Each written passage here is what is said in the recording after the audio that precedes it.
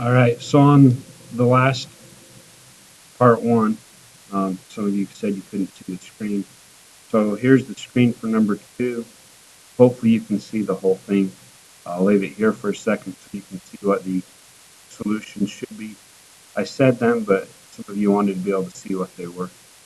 Again, on these cosecant, secant, and cotangent, what I did is when I used the sine, cosine, tangent, I used this first part to flip it, and that way the square root, when it ends up on top, that's okay to have a square root on top. We just can't have a square root on the bottom. So anyways, I flipped these parts, the -3, square root of 58. I flipped that. So anyways, hopefully you can see the whole screen this time. So that's the first part. There's the answers for number two, the cosecant, secant, and cotangent. Number three, I did make a mistake on that. As many of you noticed, on part B, I wrote 7 pi fourths on your pretest. It says 7 pi over 24. So I'll still multiply it by 180 divided by pi, and the pi's will go away. Then I'll have 7 times 180 divided by 24. So I will go to my calculator, 7 times 180, and divide that by 24. And the answer is 52.5. So 52.5 is what you should have had on number 3, part B. So hopefully that correction is better to match your pretest. There's number 4, 5. Some of you had a hard time seeing what the answer was over here. Again, that if you add or subtract 2 pi, so when I added 2 pi, in order to add to a fraction, when I added it to -5 pi twelfths, in order to add fractions, you have to have common denominators. So I multiplied top and bottom by 12. So that's how that became 24 pi over 12, because then they have the same denominator. And you can go 24 minus 5 is 19 pi over 12. Number 6, if your angle ends up in quadrant 1 or quadrant 4, like part E does. Part E, the angle ends up -5 pi twelfths is right here. Then your reference angle will always just be whatever the absolute value of whatever it was. So instead of it being a -5 pi twelfths, it'll be a +5 pi twelfths.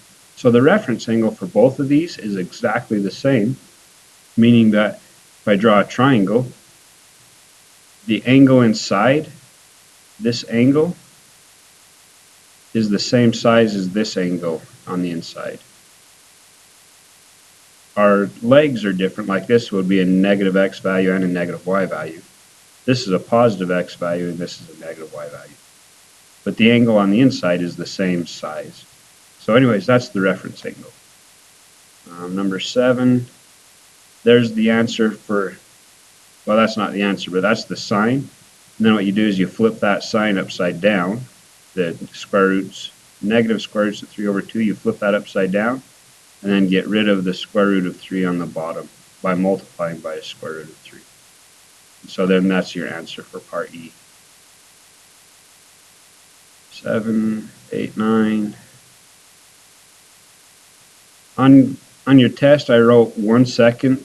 I didn't want 1 second. I wanted 1/30th of a second. So on number 10, what I wanted was 1/30th of a second, not a full second. So anyways, that's number 10.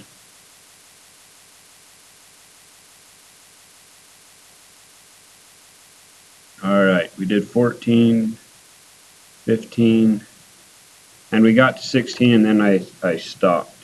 So we've got both measure of angle B, both places.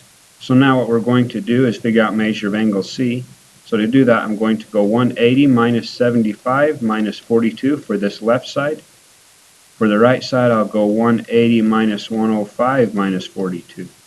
So I go to my calculator, 180 minus 75 minus 42 is 63.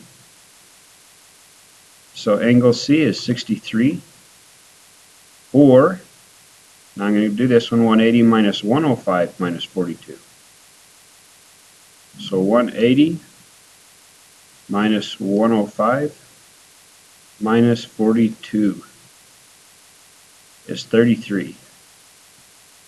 So measure of angle C is 33. Now, to find missing side C, I can use the law of sines. I know what angle C is, so I'm going to use angle A. So I'm going to go little a over sine A equals little c over sine C. Again, remember, little letters are sides, capital letters are the angles. So little 9, or not 9, 9 is little or big. So 9 over sine A, so sine of A, sine of 42, equals C over the sine of 63. So to get rid of it, divide by 63, I multiply, or those of you with your proportions, 9 times this divided by the bottom. So 9 times the sine of 63. Make sure you close your parenthesis. That's the most common mistake I see, is that parenthesis does not get closed. Divided by the sine of 42, I believe. Alright, just had to double check myself. Sine of 42. Hit enter, and it is 11.98. So on this one it's 11.98. If we round to the tenths, it is 12, because this 8 makes the 9 bigger, and the next number up from 9 is a 0, is 10, and that 10 carries over to here. So I'm going to do the same thing over here. A over sine A equals C over sine C. So 9 over sine of 42 equals C over the sine of 33, because my angle C on the other triangle is 33 degrees. So now, the only thing that changes between the left and the right is the sine of C. So if I go to my calculator and I hit second enter, it brings up the same equation, and I can go just back in there. I think I hit the little arrow too many times. Whoa, yep, come back. Okay, we'll give him a second. So I can just go back in and change that 6 to a 3. So I put the cursor over the 6, hit the 3, and it's now 33, and I hit enter. It's 7.32, so it rounds to be 7.3 if I go to the tenths. If I go to the hundredths, it would have been 7.33, because this 5 would have rounded or this 5, whatever one you're looking at, this 5 would have made that 2 go up to be a 3. So that's problem number 16. Number 17, it says determine the number of angles from the given information. So what we've got to do on each of these is figure out what h is. So h equals b times the sine of a. So on all of these, we're just going to go 12 times the sine of whatever is given. So on the part A, it's sine of 95. So I go 12 times the sine of 95. So 12 times the sine of 95. Enter. So that's 11.95. So h equals 11.95. So I'm going to find h on all of these, and then I'll go back through and figure out how many triangles there are. So on this one, h equals 24 times the sine of 60. So I went b times the sine of a. So 24 times the sine of 60. 24 times the sine of 60. Enter. 20.78. Whoops. 20.78. Started right on the wrong one. Part C. So h equals b, which is 13, times the sine of a, and a is 34, so the sine of 34. So 13 times the sine of 34. So 13 times the sine of 34. And h is 7.27. So h equals 7.27. And on the last one, h equals b, which is 6, times the sine of 30. So 6 times the sine of 30. Enter. 3. And we know that, or you possibly could know that, because if I go on a 30, 60, 90 triangle, remember the most basic measurements are 1, 2, square roots of 3, so the sine of 30 would have been the opposite over the hypotenuse, which is 1/2. So sine of 30 was just 1/2, and 1/2 of 6 was 30. Anyways, that's a side note. So now, let's figure out how many triangles can be given. So, we're going to look at our rules on the right side of the page. So we have, on this one, h is the smallest one. So we have a is bigger than h. So if we look, that's not anything. So we have h is less than b, which is less than a. So looking at our different possibilities, it says if h is less than a, which is less than b, there's two solutions, but our a and b are in the wrong spot, so the first one doesn't work. A is less than h. A is bigger than h, so that's not the one. A doesn't equal h. It's really close, but it's not equal. Oh no, not A. It's almost equal to B, sorry. You're wondering what I was looking at. I was looking at B. Definitely h isn't bigger than 19 or even close to 19. So anyway, is A greater than or equal to B? A is greater than or equal to B. So that means there is one solution. Oops, hold on. Hold the horses. Angle A is 95 degrees. That is bigger than 90, so that is obtuse. So if I look at my obtuse rules, it says A is greater than B. So if I look at the obtuse rules, A is greater than B, there is one solution. I did more work than I had to on that problem because A is obtuse. All I had to look at was A and B according to my rules. So sorry about that. Made you do more work. Hopefully you learned from my mistakes. On part B, A is 60 degrees, so this is acute. Part C, A is acute, and part D, A is acute. So I'm going to use the acute for the next three. So now I'm going to start to compare them. If I look at H, it is bigger than A. So if I write this, A is less than H, which is less than B. B is my biggest. So that doesn't fit the first one.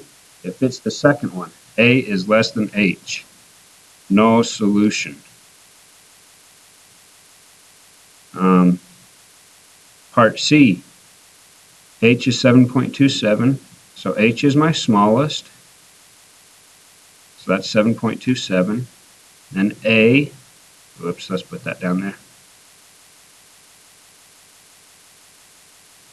A, and then B. So H is less than A, which is less than B. That's the first one. There are two possible triangles.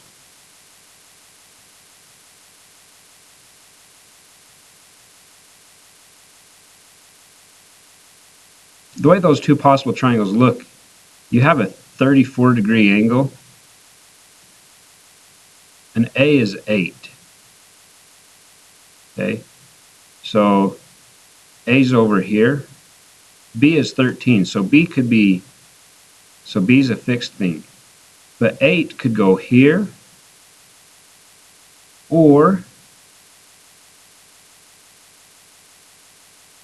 8 could go like this. My angle is not drawn perfectly, but it could go like that. So anyways, both those radiuses could be of 8.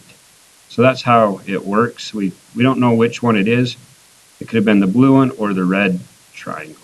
So anyways, that's how there's two possible ones. On the last one,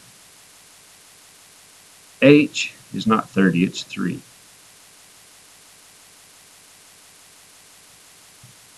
So on the last one, A equals 3 and H equals 3, so A equals H.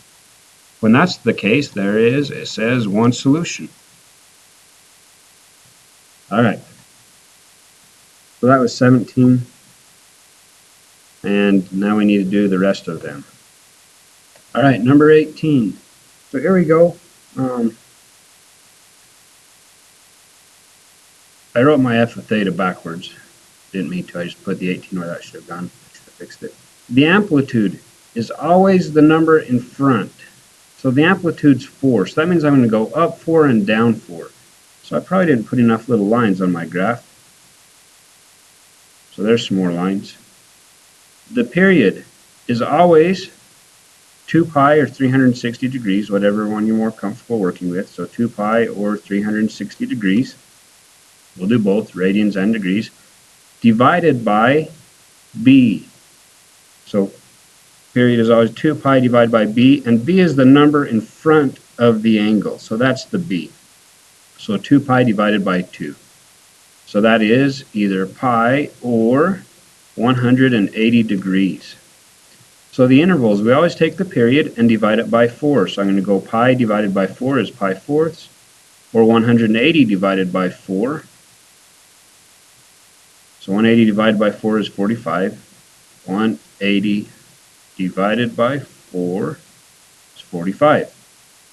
So pi fourths is 45 degrees. So my intervals are 45 degrees, and my midline, that's this end guy. So that's that end guy. It's plus 1.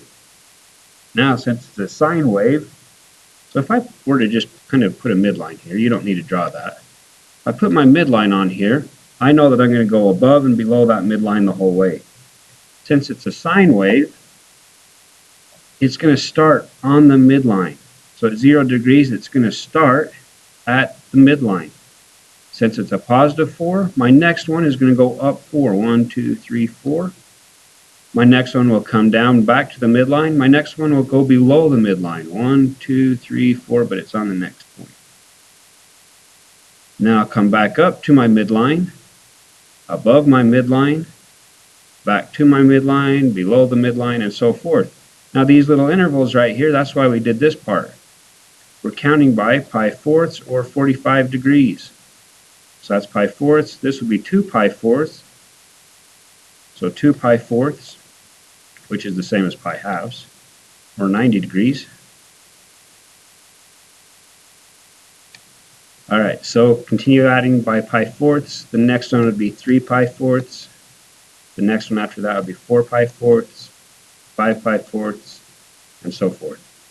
So that's going to be 3 pi fourths, or 135 degrees. 4 pi fourths, which is just pi, or 180. 5 pi fourths, or 225. And that's enough as far as labeling. So now you connect your dots, or try to anyways. And there's our pretty picture. So that was number 18. Number 19. Or no, number 18, part B. So in this one, the amplitude is the number in front of sine. There are no numbers in front of sine. So the amplitude is just 1. The midline, there's nothing out here. So that means our midline's at 0.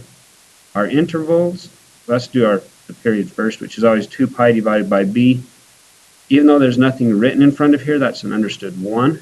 So that means it's 2 pi divided by 1, which is just 2 pi, or 360 degrees. So now I'm going to divide that by 4 to get my intervals. So 2 pi divided by 4, which is pi halves, or 360 divided by 4, which is 90. So pi halves are 90 degrees.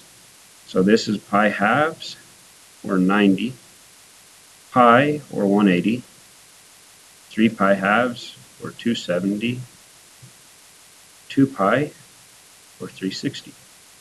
So again, since it's a sine wave, we know that it's going to start on your midline. So I put a dot on the midline. That didn't go up. Put a dot on the midline, then go up 1, back to the midline, below the midline, up 1, and here. If you want, I can show you how that actually works to get those values. I'll do that on one of these. Actually, this is a good one. See how I found these intervals of 90, 180, 270, 360. If we go to our unit circle, the sine value is the second one. So the sine value at 90 degrees is 1. The sine value at 180 is 0. At 270, it's negative 1. And at 360 degrees, it's 0.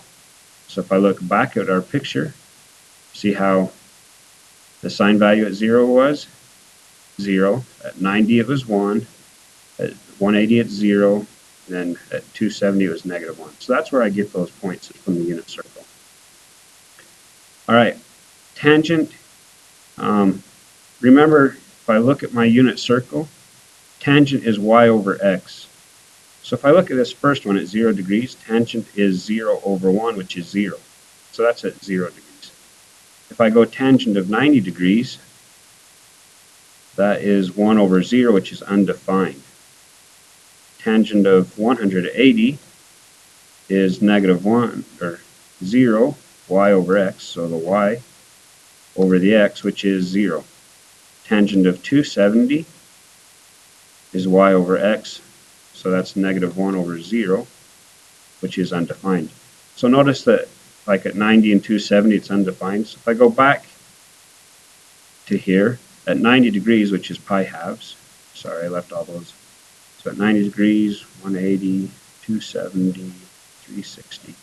So at 90 degrees, it's undefined. Remember, undefined is an asymptote. So there's an asymptote there. There was an asymptote at 270, so the pattern continues. Every 2, there's a vertical asymptote. Tangent lines are just little curves. They go like this. Okay. If it's a cotangent, it goes the other way. So tangent left to right goes up, unless there's a negative in front, and then that makes it go negative, downwards. So tangent line looks like that. It doesn't go over the asymptotes, so it goes up the asymptote, goes through the middle there, keeps going. And so that's our tangent graph. Part D. The amplitude is 3. That's the number in front. The period, so, is always 2 pi or 360 divided by the number in front of my angle. So this part is the number in front, or of my variable here. So that's 1/2. So we're going to divide it by 1/2. Dividing by a fraction is the same as multiplying by the reciprocal, so I flip it upside down. So that's 720 degrees. In other words, this one takes 720 degrees, or 4 pi to complete one full wavelength. So it's longer. It's not tighter, it's longer.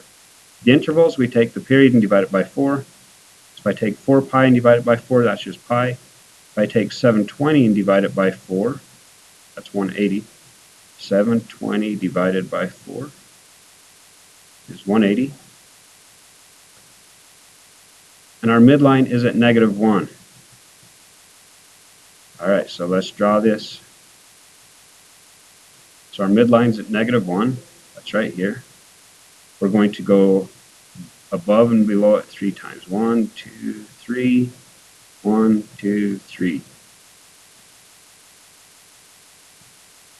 Our intervals go by 180, so it's pi or 180, 2 pi, 3 pi, 4 pi, 180, 360, 540, 720.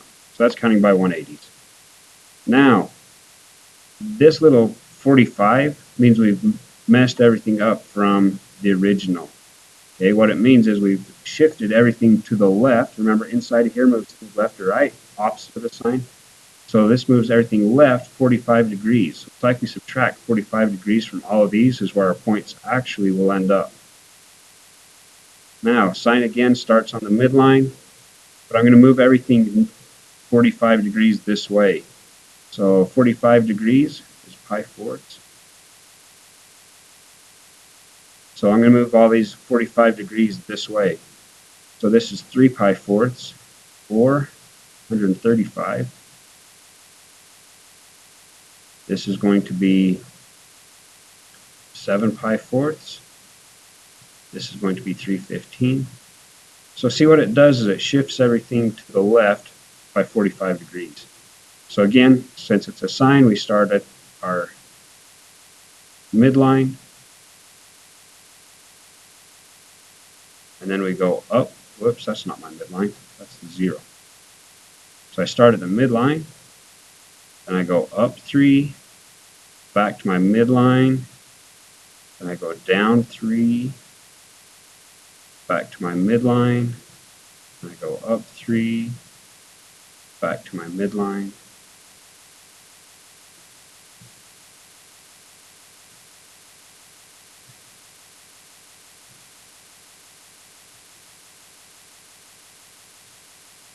Something like that. Part E, the amplitude is 2, that's the number in front. The period, this number is in front of my angle. So we go 2 pi divided by 3, so that's the period, or 360 divided by 3, which is 120 degrees. The intervals, we divide that by 4, so 2 pi thirds divided by 4. That's the same as multiplying by its reciprocal, so I multiply by 1/4. Those cross cancel, so that makes that a 2. So our intervals are pi sixths, or 120 divided by 4. 12 divided by 4 is 3, or 30 degrees. That's a comma. And the midline is at 4. So 1, 2, 3, 4, that's my midline. I feel like all I did was sine waves. I should have done a cosine.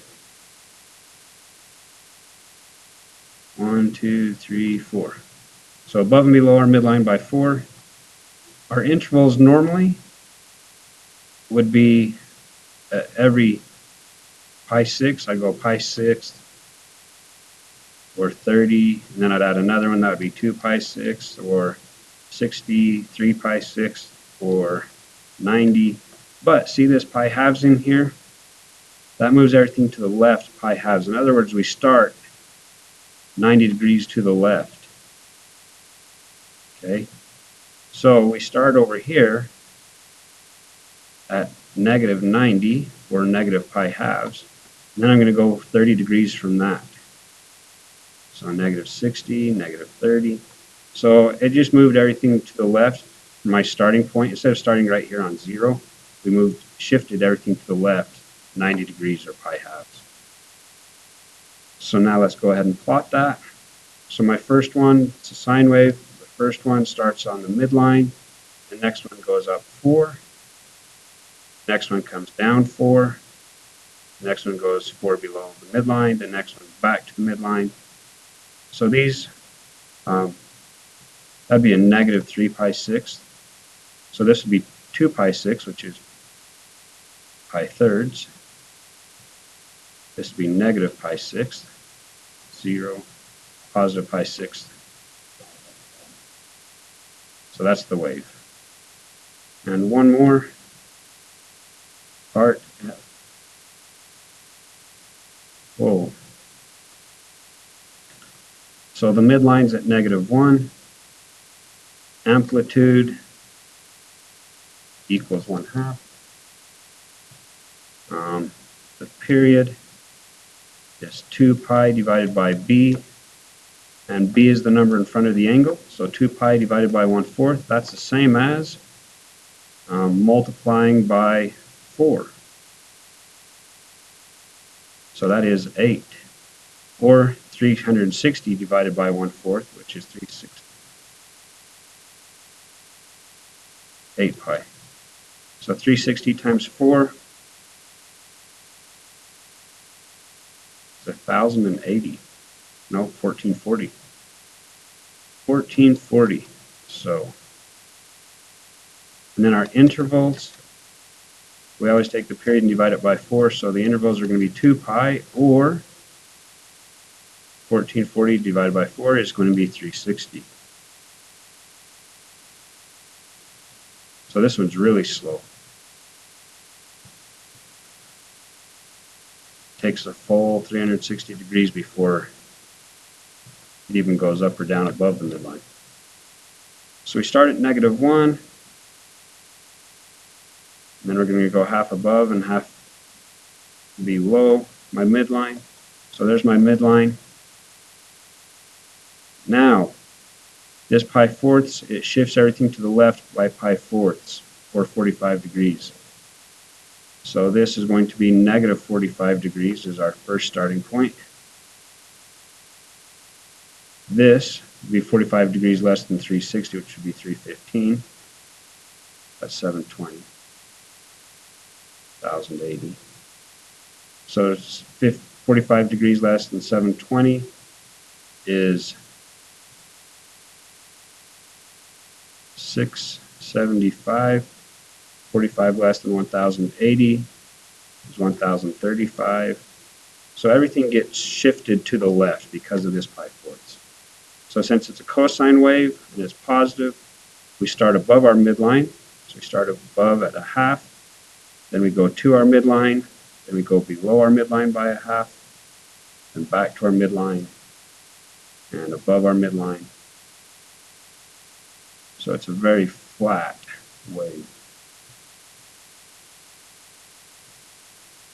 I'll do the book problems eventually.